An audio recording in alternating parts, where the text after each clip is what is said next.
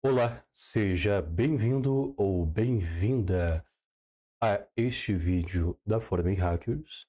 Meu nome é Ismael Oliveira. Conteúdo.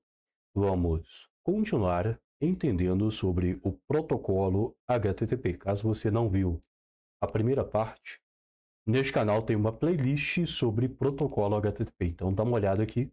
Pode estar aparecendo nos cards ou então aqui na descrição, enfim.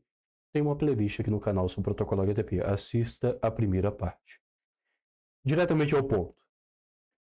Vamos voltar na comparação que eu estava falando sobre o tal do garçom. Comparando que o nosso amigo garçom se chama HTTP porque ele é um japonês. Lembrando, assista a primeira parte, tá? Fechado. Ok. Eu havia falado para você que o trabalho dele era pegar o pedido do cliente, levar até o chefe de cozinha. O chefe de cozinha vai preparar aquilo ali e entregar para o cliente. Esqueci também de falar que a parte dele é anotada no papel, né? Porque ele anota no papel e leva até o chefe de cozinha. Daí o chefe de cozinha prepara e pede para o garçom entregar para o cliente aquele pedido dele. Ok? E é nessa comparação que você vai compreender um pedaço aqui do nosso amigo protocolo HTTP que se chama requisição HTTP e resposta HTTP. Request HTTP, response HTTP. Ok, mas como é que isso aí funciona? O que é isso aí? Vamos analisar aqui o nosso site. Eu vou vir aqui em inspecionar elemento, rede, vamos dar um reload. Lembra que eu estava falando para você que cada linha dessa aqui é uma comunicação que o nosso computador, o nosso navegador está fazendo ali com os servidores desses sites? Estávamos vendo até algumas imagens aqui também, né? Observe, temos aqui o meu navegador entrando em contato com o servidor desse site receitanestle.com.br e ele está pedindo uma imagem, né? Como a gente pode ver aqui, ó, arquivo, e se a gente dá uma olhada aqui, ó, lá, .png é uma imagem, uma foto. Beleza, show de bola.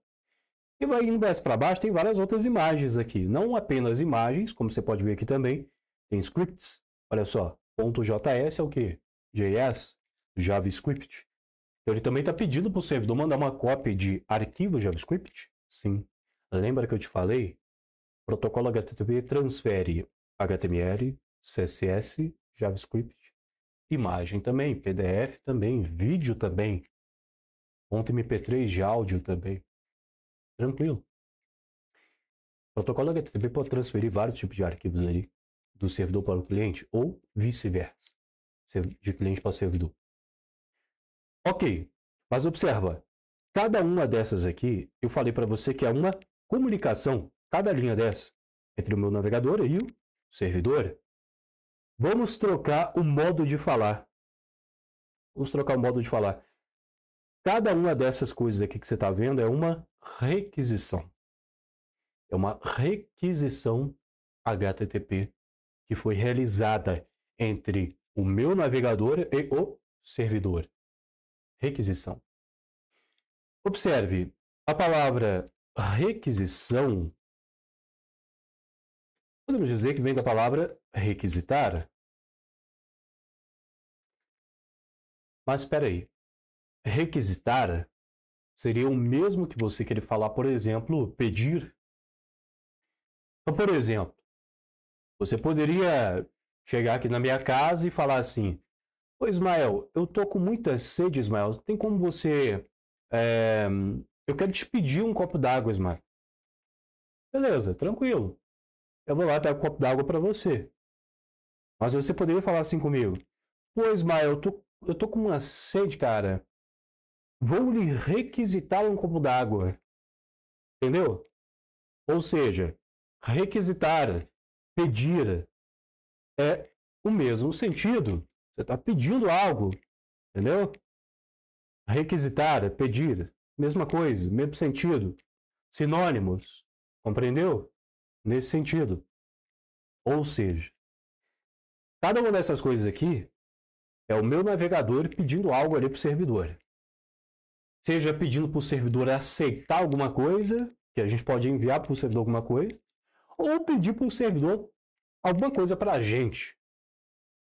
Inclusive é o mais comum, que é o que eu estou te explicando aqui até o momento, né? A gente está pedindo para o servidor mandar uma cópia de cada coisa. Compreendeu? Um momento, deixa eu só ajeitar aqui a minha iluminação. Ok, um momento. Ok, prossegue. Bom, como eu estava dizendo, cada um desses é uma requisição que o nosso navegador faz para o servidor. Pedindo alguma coisa, como eu disse, né, que eu estava até explicando para você a todo momento. Bom, vamos analisar um pouco melhor isso aqui. Quando pedimos para o servidor uma cópia de um arquivo, por exemplo, pedimos para o servidor uma cópia desta imagem aqui. Vou dar uma analisada nessa imagem, por exemplo. Vamos copiar isso aqui. Vamos abrir em uma nova aba. Aqui, ó. Pedimos para o servidor uma cópia dessa imagem. O que o servidor faz? Ele entrega para a gente uma cópia dessa imagem. Então, quando ele entrega para a gente, para o nosso navegador, uma cópia dessa imagem, ele está fazendo o quê? Ele está respondendo. Você falou com ele, oh, eu quero uma cópia dessa imagem. Então, você fez um pedido. Então, ele vai te dar uma resposta. Ele vai te devolver aquilo que você pediu, entendeu? Então, essa é a lógica entre requisição e resposta HTTP. Quando o servidor ele te responde o que você pediu, a tua requisição, certo? Então, isso que é o request e response HTTP. Nessa comparação com garçom, compreendeu? Ok. Agora vamos mudar um pouquinho aqui essa história. Lembra que eu falei que é o melhor restaurante da tua cidade? Se é o melhor restaurante da tua cidade, as coisas ali são bem diferentes, né? Lembra que eu falei para você que é bem diferente? Então, nesse caso, o garçom, dessa vez, ele é poliglota. Você sabe o que é poliglota? Poliglota, uma pessoa que fala vários idiomas diferentes, uns 5, 10 idiomas diferentes. Bom, vamos imaginar que esse garçom, ele fala na língua dele, japonês, também fala em português, também fala em coreano, alemão, árabe, inglês, em português de Portugal, enfim. Só esse garçom aí deve ganhar uns 10 mil por mês, né? Mas enfim. Ele é poliglota, fala diferentes idiomas. Isso significa o quê? Significa que você pode pedir para o garçom, por exemplo, um simples copo d'água falando em diferentes idiomas, porque ele vai te entender. Você pode pedir para o garçom de diferentes formas que ele vai te entender, tranquilo. Compreendeu? E é nessa simulação, digamos assim, que a gente vai compreender o que é os tais métodos HTTP. O que são os métodos HTTP? Em palavras simples, são maneiras diferentes de você realizar uma requisição HTTP. Maneiras diferentes de você realizar uma requisição HTTP. Maneiras diferentes de você fazer um pedido. Maneiras diferentes para você pedir alguma coisa para o garçom. Ou para o servidor, neste caso. Entendeu? É nesse sentido. As duas maneiras mais populares que existem e mais utilizadas que existe é o GET e o POST. O que é o GET e o que é o POST? O GET, se você for traduzir, dá uma ideia de capturar, pegar. Então, utilizamos o método GET quando queremos que o servidor envie algo para nós. para o nosso navegador. Sinceramente, não sei porque que eu estou escrevendo, mas estou escrevendo. Vamos lá. Então, utilizamos o método GET quando queremos que o servidor envie para a gente alguma coisa, ou seja, aquela história que eu estava te contando.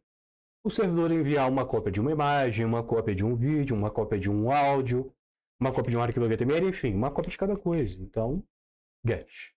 Quero pegar alguma coisa que está lá de dentro do servidor. Caramba, agora que eu vi que minha blusa também... Enfim, prossegue.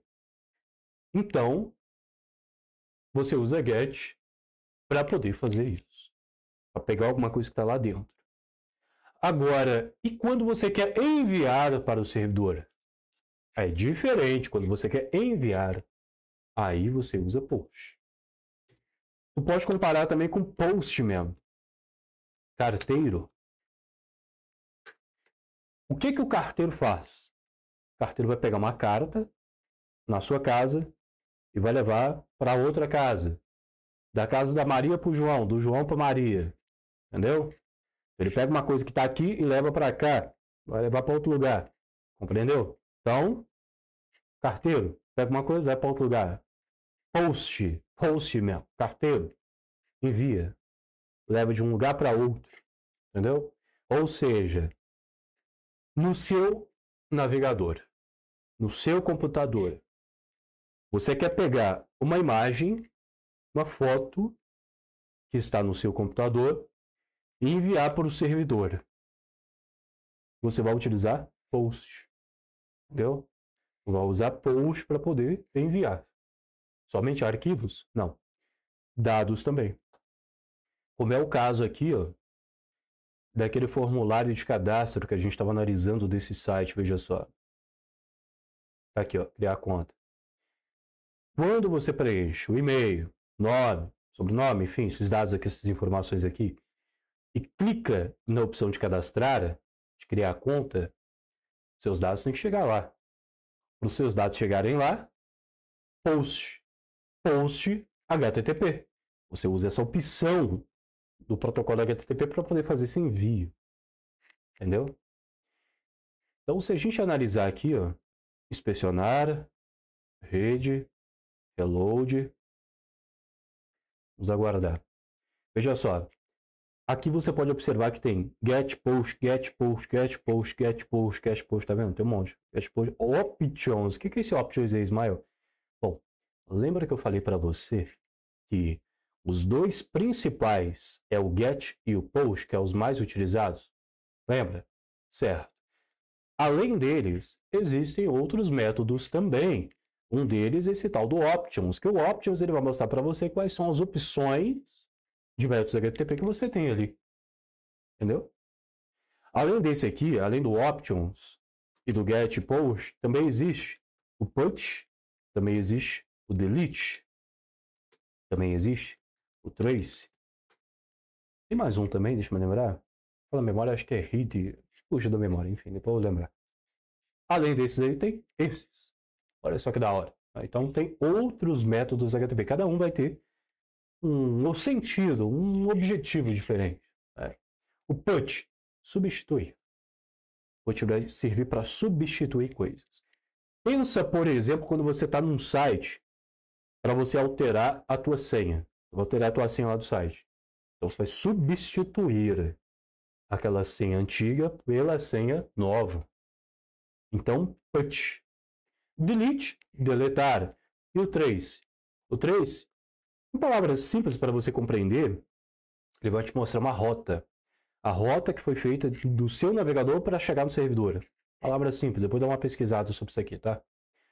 Só por curiosidade à parte, dá uma pesquisada também sobre XST.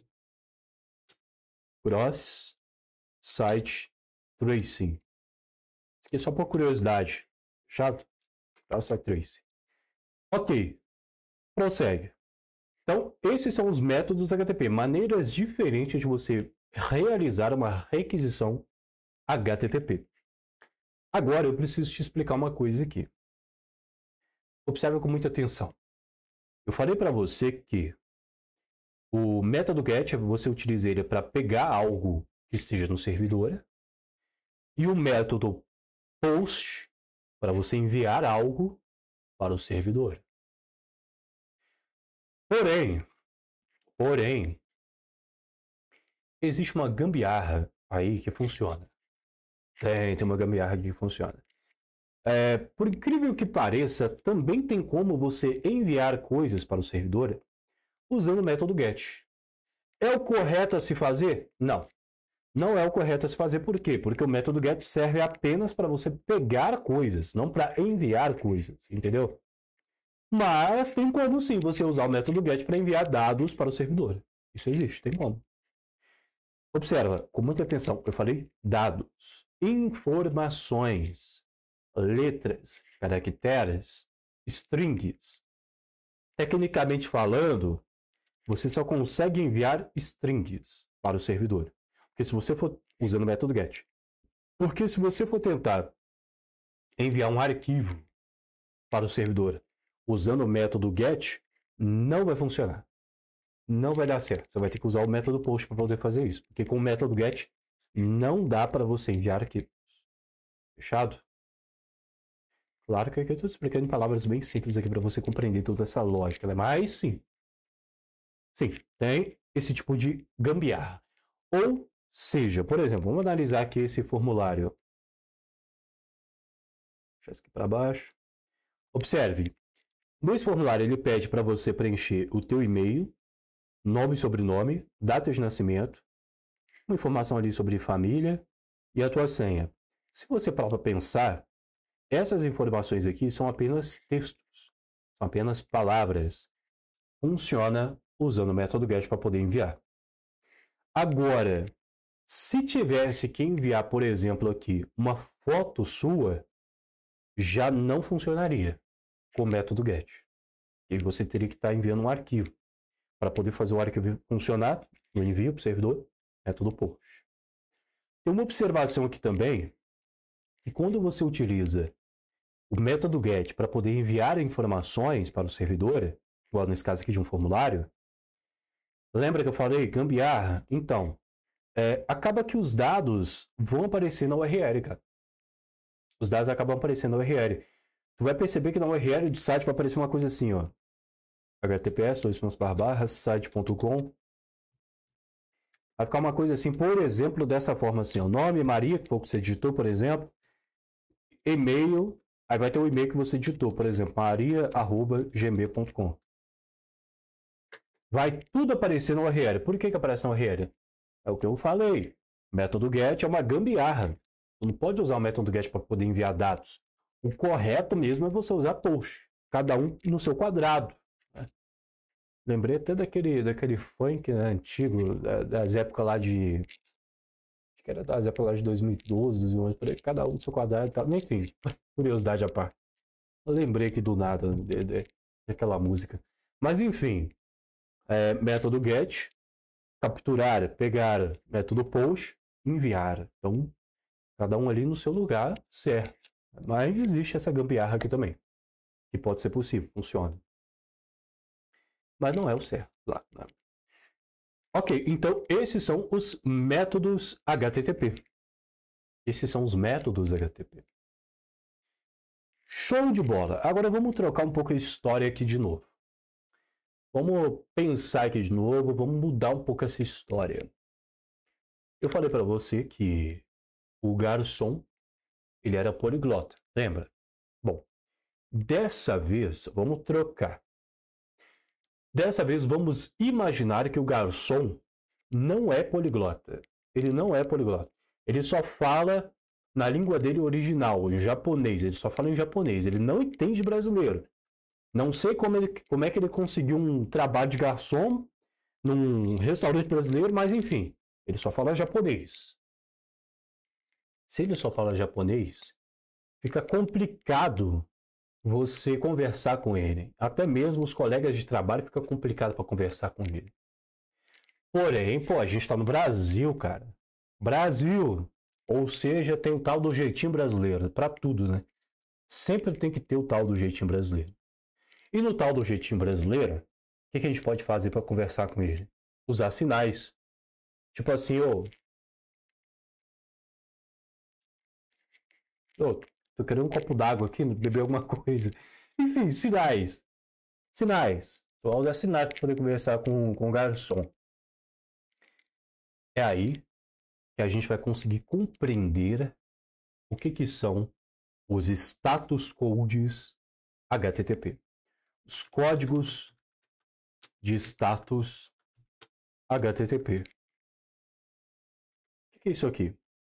Códigos de status HTTP são números que o servidor utiliza para dizer para o cliente, para o navegador, se aquela requisição HTTP deu certo ou deu errado, ou se aconteceu alguma coisa, se ele está processando alguma coisa, ele está fazendo alguma coisa, está acontecendo alguma coisa ali no meio daquela requisição HTTP.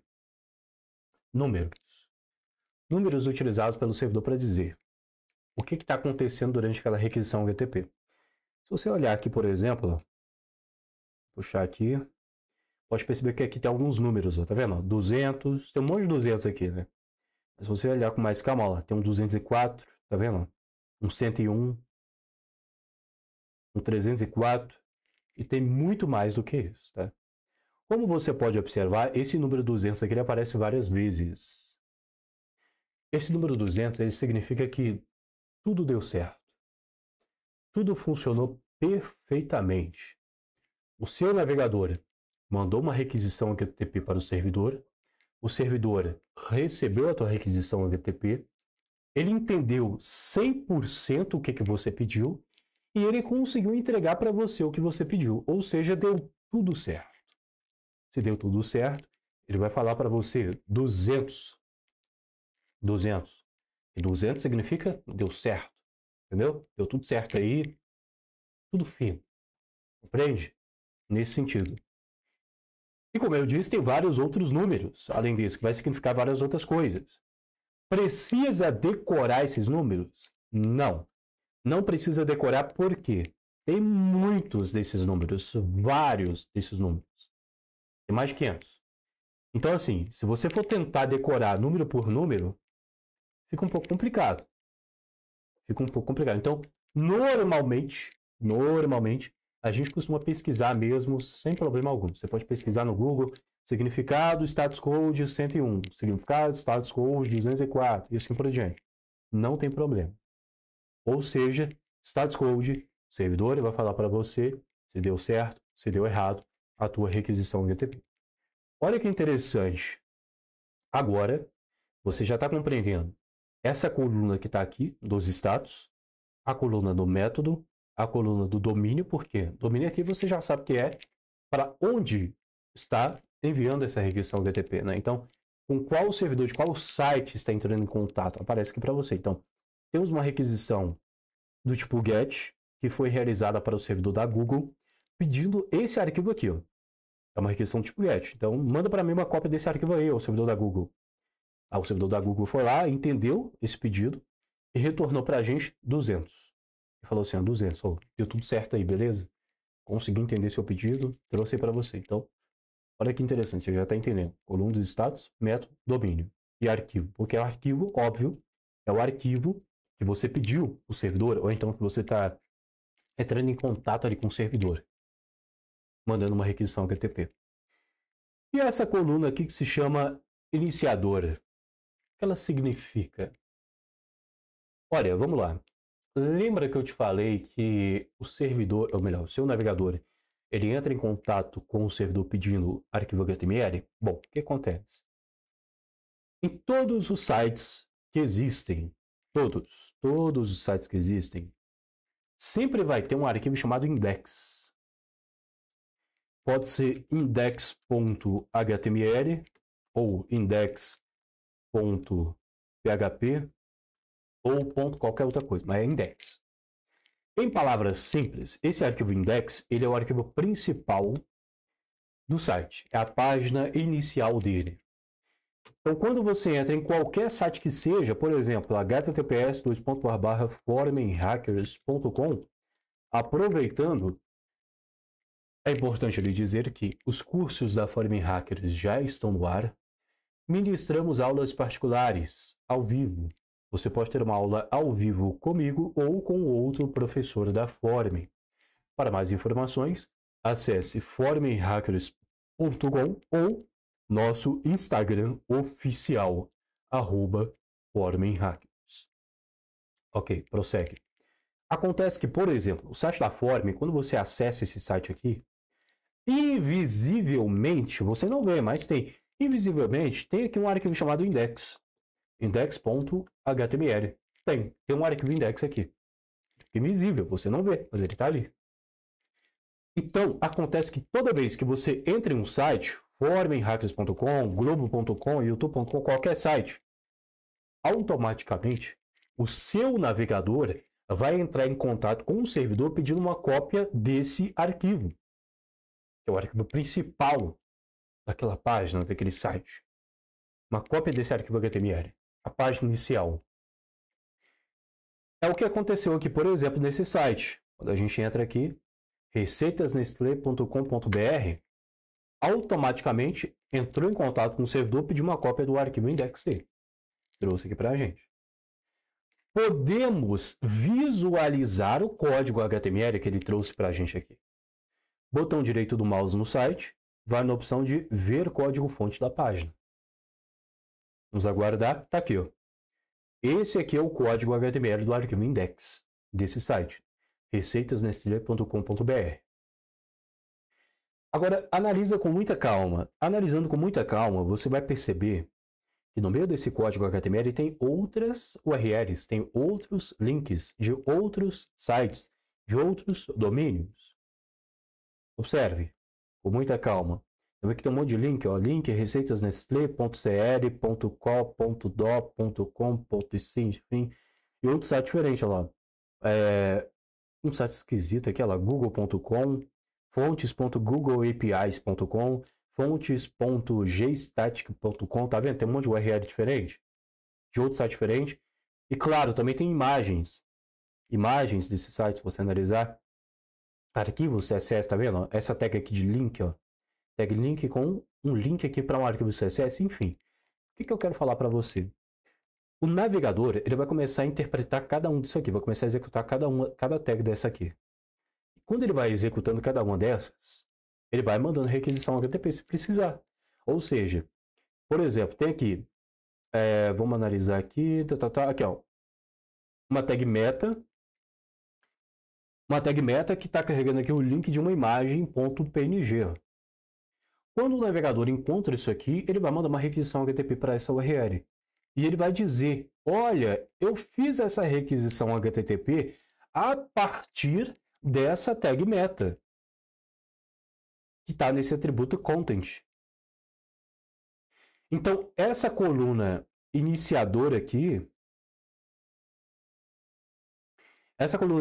ela fala para você da onde partiu, da onde iniciou essa requisição HTTP. Então, aqui, por exemplo, ó, essa requisição aqui iniciou a partir de uma tag de imagem do HTML. Essa outra requisição aqui aconteceu a partir de uma tag de script do HTML. E assim vai seguindo, tá vendo? Vai mostrar da onde partiu cada requisição HTTP. Então, da onde iniciou, da onde começou essa requisição HTTP, da onde partiu. Compreendeu? É nesse sentido. Agora temos a coluna tipo. A coluna tipo é bem simples. Ela simplesmente vai falar para você qual que é o tipo desse arquivo. Se é um arquivo de imagem, um arquivo de vídeo, um arquivo de JavaScript, que tipo de arquivo é esse? Qual é a extensão desse arquivo? Vou falar aqui para você. A coluna de transferência, deixa eu tentar puxar isso aqui para você. Tá um pouco complicado aqui, mas enfim. A coluna de transferência aqui, essa coluna de transferido, é a transferência de bytes, kbytes, gigabytes que está sendo transferido do seu navegador para o servidor ou do servidor para o seu navegador, entendeu? A transferência de bytes, kbytes que foram aí trafegados. Tem mais uma coluna aqui do outro lado, que é a coluna de tamanho. Eu tô com dificuldade aqui para tentar puxar para você. Deixa eu ver se eu consigo achar aqui o lugar para eu poder puxar para você, tentar dar um zoom para você melhor.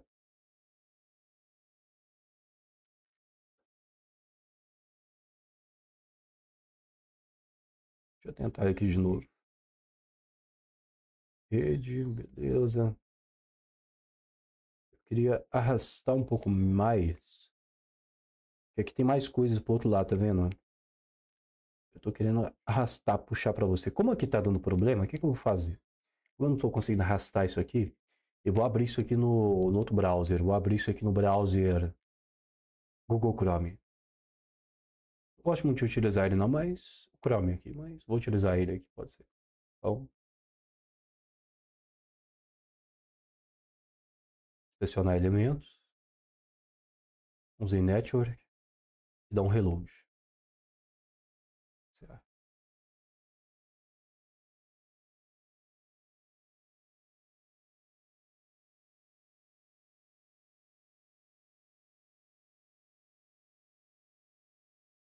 Minimizar aquele outro browser ali.